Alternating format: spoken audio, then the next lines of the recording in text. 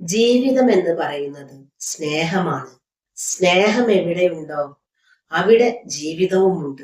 സ്നേഹമില്ലാത്തിടത്ത് മറ്റെന്തെല്ലാം ഉണ്ടായാലും ജീവിതമുണ്ടാവില്ല. മനുഷ്യബന്ധങ്ങളുടെ നിലനിൽപ്പ് തന്നെ സ്നേഹത്തിലാണ്. സ്നേഹമില്ലാത്തിടം തരിശായി മാറും. ബന്ധങ്ങൾക്ക് യാതൊരു അർത്ഥവും ഉണ്ടാവില്ല. ലോകത്തിലെ ഏറ്റവും വലിയ ദാരിദ്ര്യം എന്ന് പറയുന്നത് സ്നേഹദാരിദ്ര്യമാണ്. മനുഷ്യബന്ധങ്ങൾ എന്നും നിലനിൽക്കണമെങ്കിൽ സ്നേഹം അത്യാവശ്യമാണ്. സ്നേഹത്തിൽ നിന്നാണ് ലോകത്തിന്റെ തുടക്കം. ജീവിതം അഭിവൃദ്ധി നേടുന്നതും സ്നേഹത്തിൽ നിന്ന് തന്നെ. സ്നേഹം നഷ്ടപ്പെടുമ്പോൾ ജീവിതം മാത്രമല്ല, ഈ ലോകം തന്നെ നമുക്ക് നഷ്ടപ്പെടുന്നു. ബന്ധങ്ങൾക്ക് കെട്ടുറപ്പുണ്ടാവണമെങ്കിൽ, അത് നിലനിൽക്കണമെങ്കിൽ സ്നേഹം അനിവാര്യമാണ്. സ്നേഹമുള്ള ബന്ധങ്ങളാണ് നല്ലൊരു ജീവിതത്തിന് അടിത്തറ പാകുന്നത്.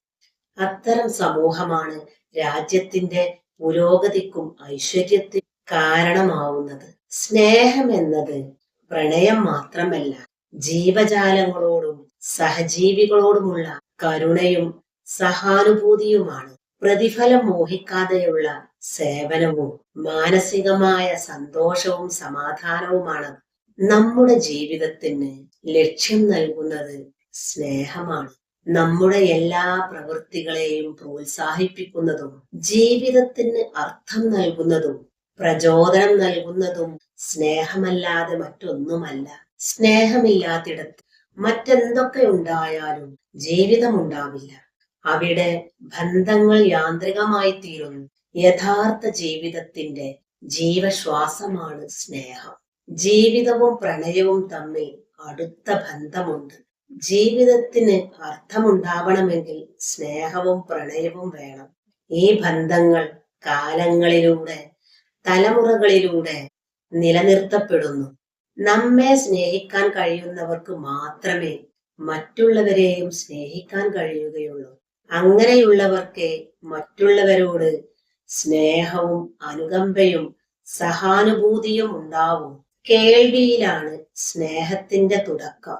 മറ്റൊരാളെ കേൾക്കാൻ ക്ഷമയില്ലാത്തവർക്ക് ആരെയും സ്നേഹിക്കാൻ കഴിയില്ല. മറ്റൊരാളെ കേൾക്കാൻ ക്ഷമയുള്ളവർക്കേ മറ്റുള്ളവരെ സ്നേഹിക്കാൻ കഴിയുകയുള്ളൂ. ദയയും സഹാനുഭൂതിയുമാണ് സ്നേഹത്തിന്റെ അടിത്തറ. അത് മനസ്സിലുള്ളവർക്ക് മറ്റുള്ളവരെ സ്നേഹിക്കാൻ കഴിയുകയുള്ളൂ. സ്നേഹമുള്ളിടത്തെ ജീവിതമുണ്ടാവൂ. മനുഷ്യന്റെ നിലനിൽപ്പ് തന്നെ സ്നേഹത്തിലാണ്. അത് ജീവിതത്തിന് അർത്ഥവും ലക്ഷ്യവും നൽകുന്നു. സ്നേഹിക്കുന്നതിനും വലിയൊരു നന്മ ഈ ഭൂമിയിൽ വേറെയില്ല.